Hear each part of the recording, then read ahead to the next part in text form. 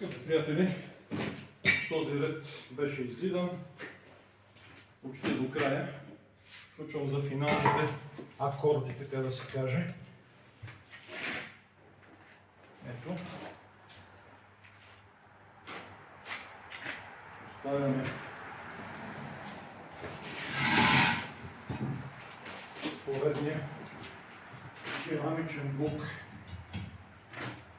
На мен известен повече тухла. Поредната тухла. Както казахме, много е важно да се движиме по канап или с помощта на един хубав мастар. И естествено, всяка отделна тухла да верифицираме като напълно вертикална, доколкото може да има нещо напълно в този свят. Нещо пълно, напълно и всецяло съвършено и самодостатъчно е само Господ Бог. Продължаваме с... Тук накрая ще видим как ще стане за монолитване на тухлата към колоната. Бетонната колона.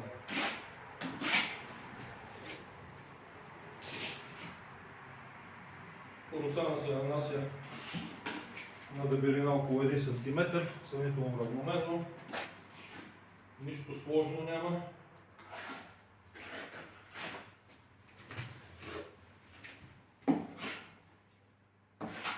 Строителите се правят на много важни, но истината е, че със строителство се занимават само онези хора, които не са в състояние с нищо друго да се занимават. Онези, които не стават за нищо. В съботно-неделните дни, вероятно това се отнася и за мен. И вероятно това дава отговор на въпроса, защо се занимавам с строителство. Така. Защото съботно-неделните дни са... Чакай се, тук слагаме това, обаче трябва да му направим каналче. Каналчето. Сега ще изработим каналче.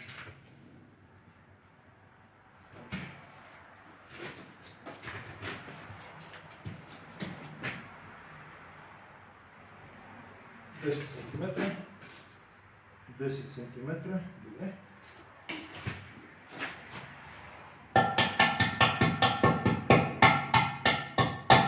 Ето, изработваме онова интимно каналче,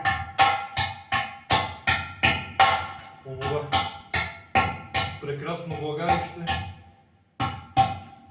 което госпожа Тухла е готова да предостави за съюзяването си с останалата част на стомано-бетонната и тухлена конструкция. Пускаме го. Хубаво ще си легне. Ето, легне. Прекрасно. И, скъпи приятели, днес е ден събота, а утре е неделя. Утре е ден за гласуване. Приканвам ви, като честни българи, да отидете до урните и да гласувате, да пуснете своя глас. Нещо, което аз, разбира се, не бих направил.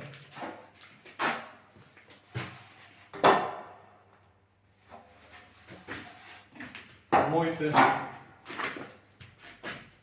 убеждения са съвсем добре отразени в една моя статия, която беше публикувана в Блиц. Мисля, че някъде през месец март или април. Статията е озаглавена "След 36 годишно след 36 години заличаване, ще позволим ли да бъдем пречупани? А под заглавието на тази статия, след 36 години заличаване, ще позволим ли да бъдем пречупани, под заглавието е, не щеш ли, Пеевски възможен обединител на нацията. Въпрос. Властта и богатството идват на този свят заедно с отговорности. Нашите политици не могат да поемат отговорности. Те гледат само да си тъпчат джобовете. Пеевски, тук не говорим за политика, тук говорим за оцеляване. Търсиме единицата, която да застане пред нулите. Всички с вас сме едни. Не се обиждайте, има такава теория за единицата и нулите. Всички ние сме предпоставката. Революционната обстановка е назряла. Това са нулите, пред които нули, като застане една единица, се получава 1 милион, 1 милиард и така нататък. Теорията за единицата и нулите. Господин Пеевски, колкото и да не го харесвате, вие или аз, или който, това няма значение, той е единственият човек, който притежава няколко незаменими качества.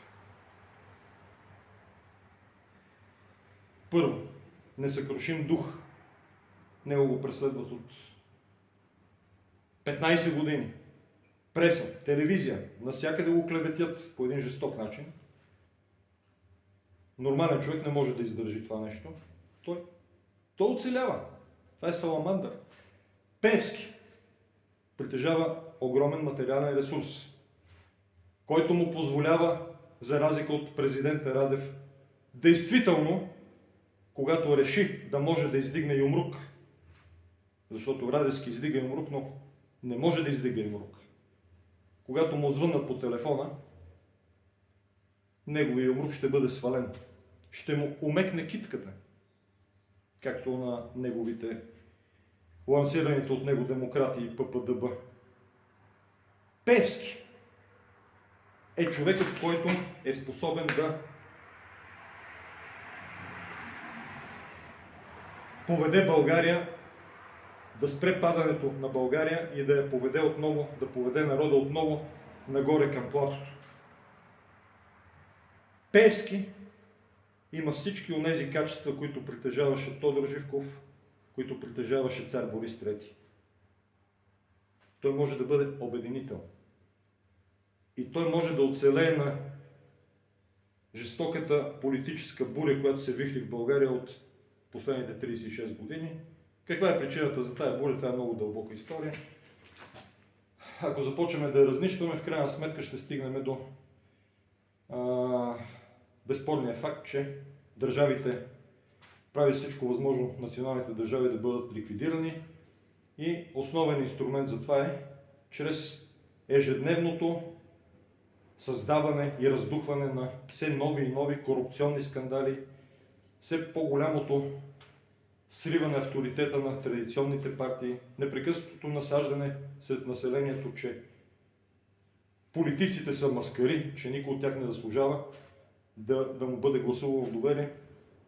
Това се прави умишлено, за да могат да ви вземат държавата, за да могат да обединят всички хора под слънцето в една обща държава. Това, за което се говори в прав текст в Великото заволяване на господин Клаус Мартин Шваб. Име на български, струва 23 лева или там нещо, около 30 лева. Купете и четете. Вярвам, че някой от вас е прочели вече. Господин Пеевски е една по същество нормална личност. Той не се отличава по нищо от всеки един успешен бизнесмен. Той по нищо не се отличава от да не изреждаме имена, всички тези богати хора, много богати хора, притежатели на холдинги. Това са капиталисти, това са хищници. Именно такъв хищник може да помогне на България. Идете и гласувайте. не знам какво да ви кажа. Аз не вярвам в гласуването. Аз съм дълбоко убеден, че гласовете са предварително разпределени. Те сядат на една маса чрез представители свои, не директно разбира се, и се договарят за този толкова процента, за онзи толкова процент. И това ви дава обяснение защо някои социологически агенции са толкова точни в своите прогнози, с точност до 10-та от запетайката. Не затова, защото имат тази информация преди това. Предварително е решено кой колко да вземе.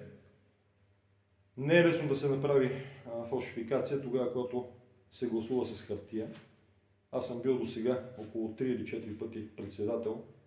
3 пъти съм бил председател на изборна секция.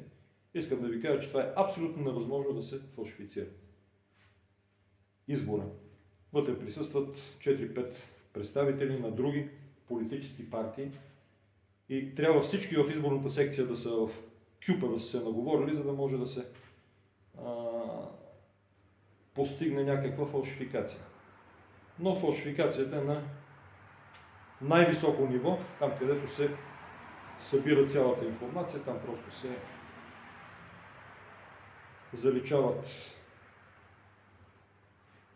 истинските данни, се поставят нови данни, а пък електронните машини за гласуване, те са като всяка електроника, напълно достъпни за външни манипулации. Толкова от мен. Да живее България. Обичаме.